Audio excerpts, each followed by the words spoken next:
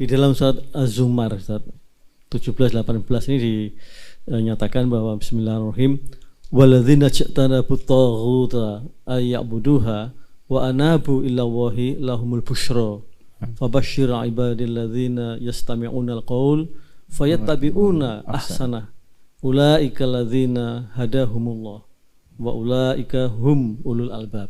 Pertanyaan saya gini Ustaz, ini yastami'una ya, kemudian fayattabi'una ini fayatabi'unal qaul ini hasanah. Ya, hasanah. Ini pemahamannya seperti apa Ustaz? Baik. Pertama begini, kita padukan dulu supaya nggak putus ayatnya. Tidak ada manusia di dunia ini yang suci. Artinya bebas dari dosa itu nggak ada. Karena ada potensi nafsu yang akan menggiring pada kesalahan.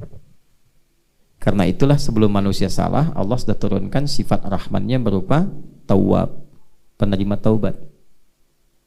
Itu dulu standarnya. Jadi dalam diri kita ini ada bagian yang potensinya dimanfaatkan oleh setan untuk diprovokasi, diberikan was-was. Was-was itu provokasi, halus sifatnya.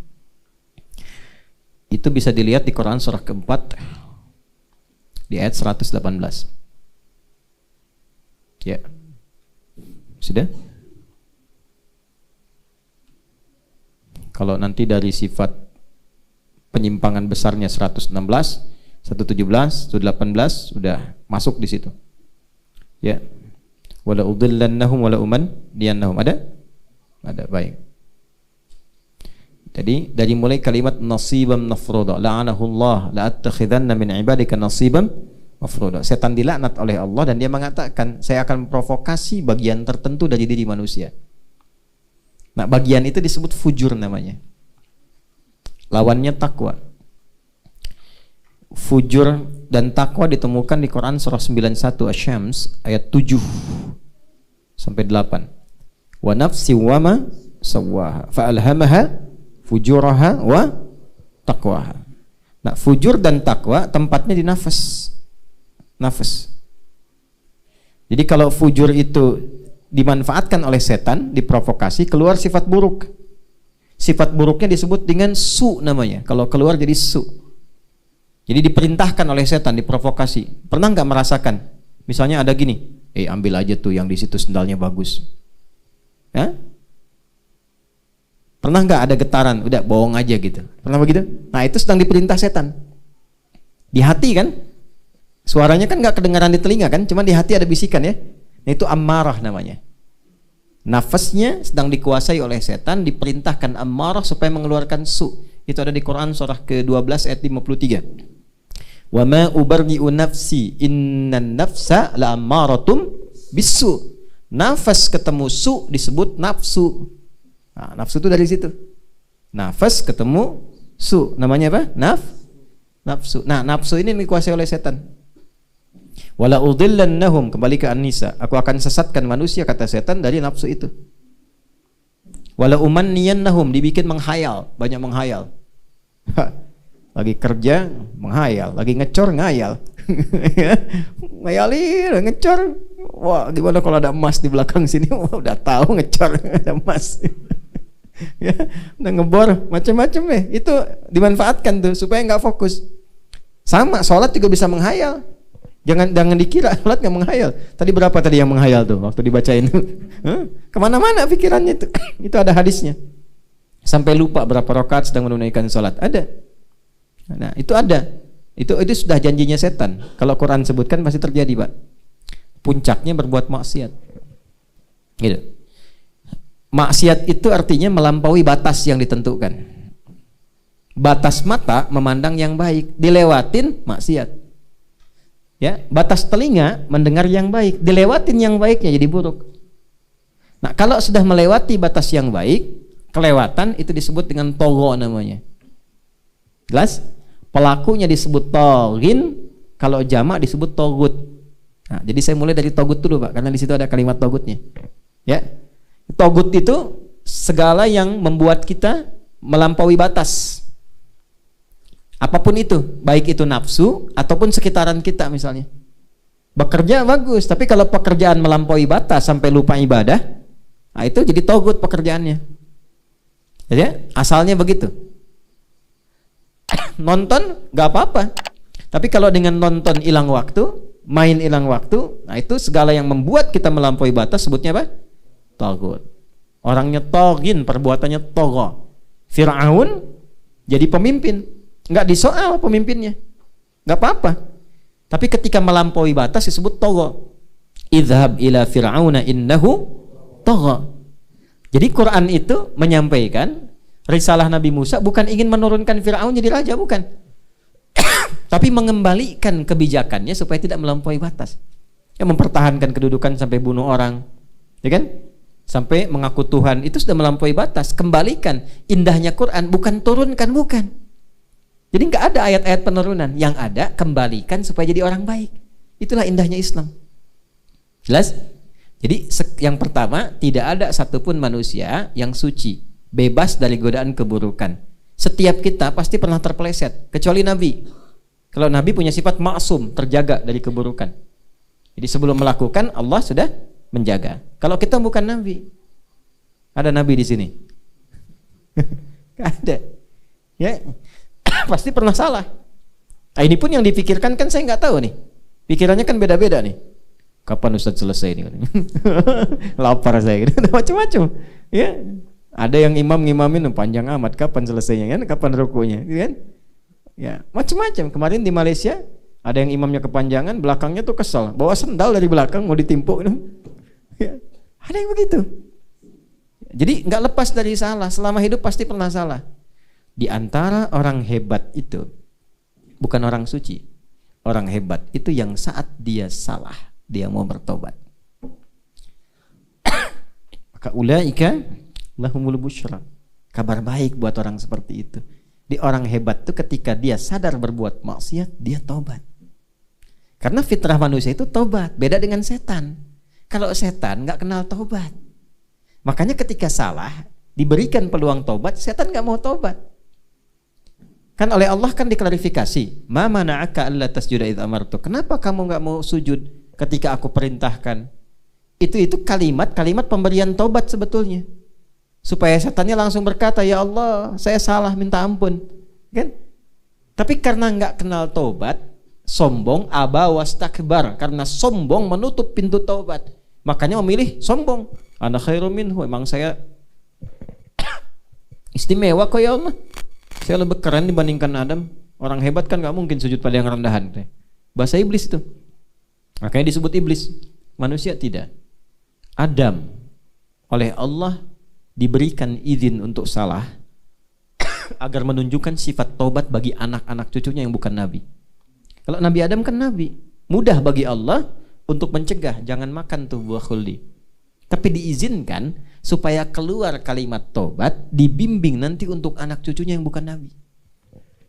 Makanya setelah Adam itu berbuat salah, kan dikonfirmasi kalau ngaji kitabnya lancar, itu kan nanti begini, kan udah aku larang Adam, kenapa dimakan juga? Aku nggak ngira ya Allah kalau ada yang bersumpah atas namamu kemudian bohong. Gitu. Kan iblis bersumpah atas nama Allah. Dam, sebenarnya kamu nggak boleh makan ini supaya nggak jadi malaikat kekal di situ demi Allah. Gitu tuh. Itu iblis tuh sumpah. Nah, Adam tuh kan polos waktu itu karena baik kan, ya Allah, saya tuh nggak tahu kalau ada makhlukmu, hambamu yang bohong menyebut namamu. Kan? Ya kan? Diizinkan oleh Allah, cuman prosedurnya tetap prosedur tetap berlaku, tetap salah, cuman diberi kalimat taubat, diampuni. Makanya Al-Baqarah ayat 37 kan, fatalaqa Adamu min rabbih kalimatin fataba. Dibimbing kalimat taubat, itu tuh untuk kita. Apa kalimat taubatnya? Di Al-A'raf ayat 23, Rabbana zalamna anfusana wa illam taghfir lana wa tarhamna lanakunanna minal. Nanti kalimat tobat itu banyak. Tobat dari pembunuhan ada doanya. Tobat salah karena musyrik ada. Ya, tobat karena baru berbuat maksiat langsung diberikan oleh Allah petunjuk. Ini saya agak panjang dulu rekannya nih, ya. Nah, jadi di sini orang-orang yang berbuat salah dan bertobat itu lebih dicintai oleh Allah dibandingkan orang soleh yang tidak pernah merasa salah. Orang yang pernah salah lalu bertobat itu lebih dicintai oleh Allah. Itu ada di Quran surah kedua Al-Baqarah ayat 222. Gampang, 222. Surat 2 ayat 222. Tuh. Ini bukan waktunya kampanye, jadi aman saya nyebutkan tuh. Surat ke berapa? 2, ayat berapa? 222. Tuh. Innallaha yuhibbut tawwabin. Sungguh Allah sangat mencintai para pelaku taubat. Nah, itu berita gembira, Pak. Ulaika lahumul busyra. Nah, kalau sudah taubat cirinya apa? Merubah diri. Jadi lebih taat. Nah, orang taat itu digambarkan dalam Quran, apapun yang Allah perintahkan siap. Siap. Nah, kalimat Qurannya sami'na. Gitu kan? Makanya tadi di Al-Baqarah di akhir kan dibacakan sami'na wa ata'na. Ghufranaka rabbana wa ilaikal masir.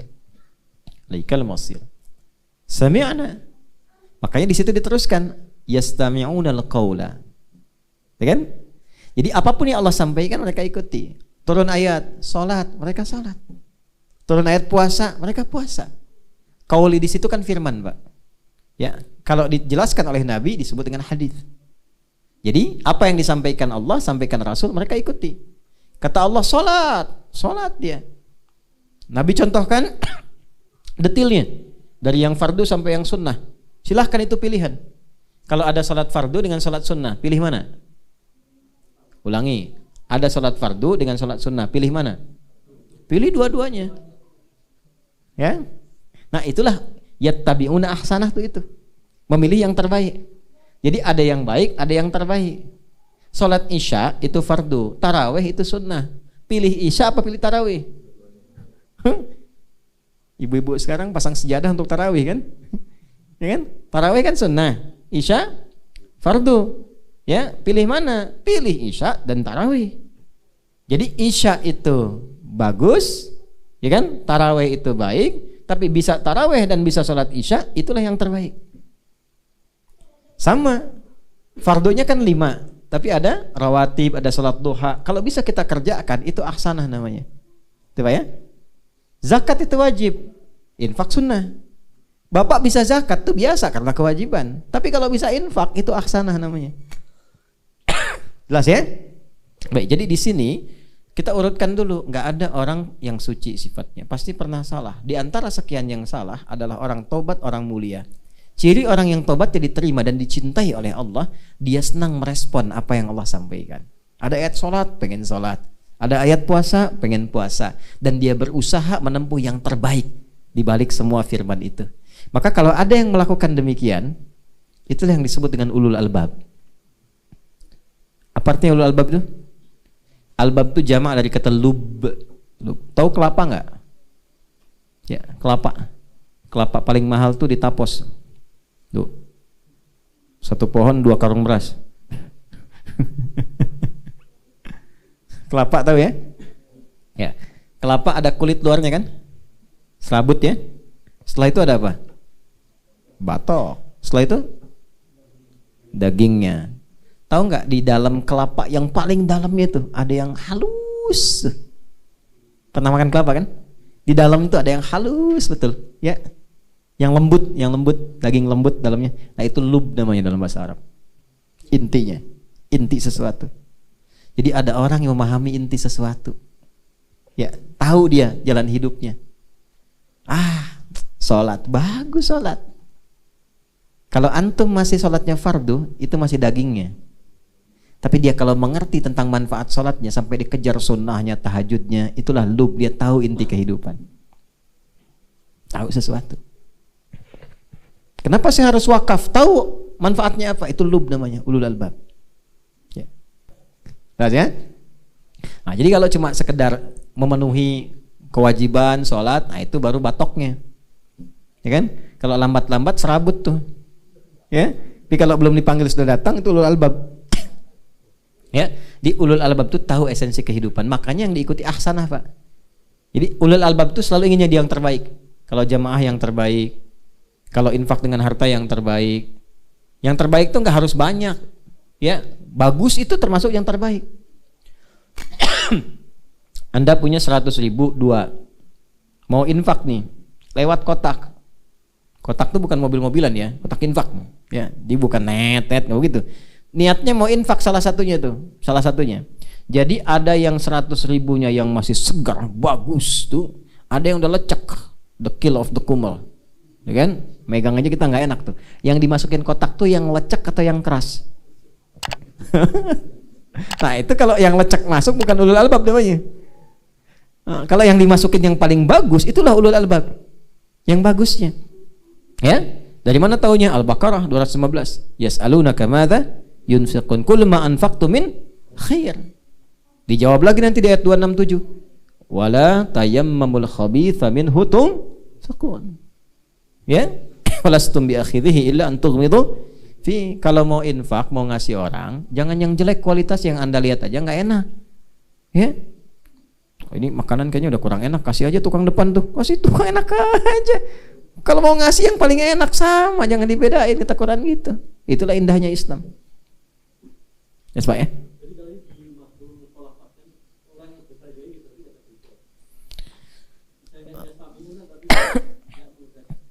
Hidayah banyak jenisnya. Hidayah banyak jenisnya. Ada hidayah untuk meningkatkan amal soleh. Salah satunya itu. Ada hidayah untuk taubat. Ada hidayah untuk masuk Islam. Orang belum muslim, dengar azan, Allahu Akbar, Allahu Akbar. Mana Umar? Mana Umar? Ada. Umar azan, Allahu Akbar, Allahu Akbar. Bagus amat nih azan. Penasaran.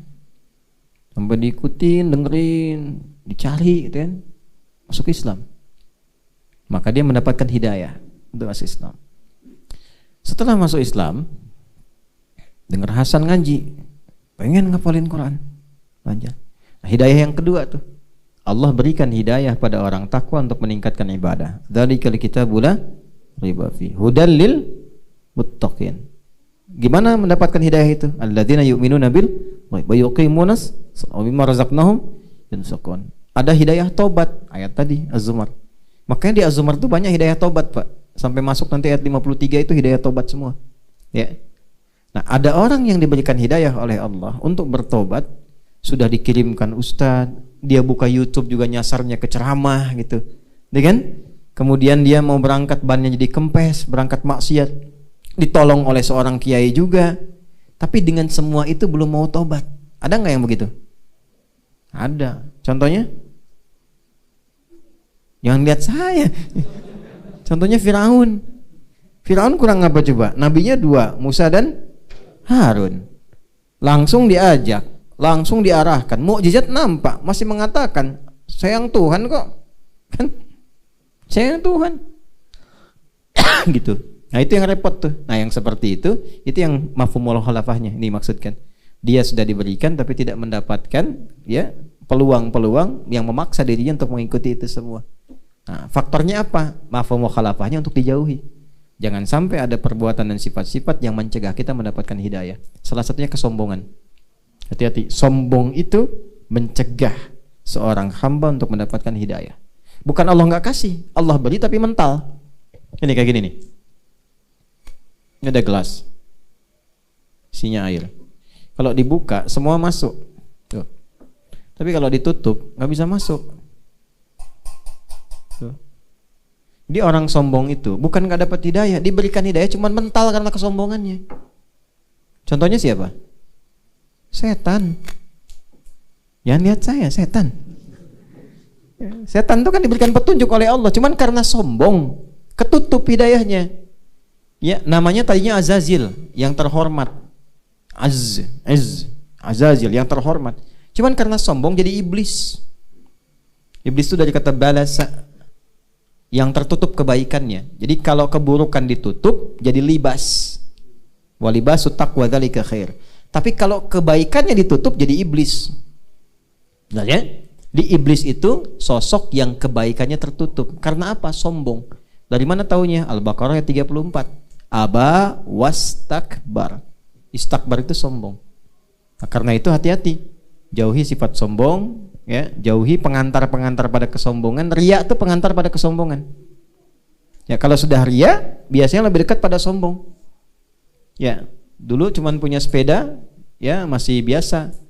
Begitu sudah punya motor yang keren, tuh kan, wah ngalahin Marquez, bisa puter-puter, pajang-pajang macam-macam. Tadinya cuman buat pajang aja, ganti profil. Ya lama-lama, mulai ada kebanggaan, setan masuk, jadi sombong. Muterin komplek, ayo ke masjid yuk, bom bom bom bom. Padahal ini motor baru saya gitu ya.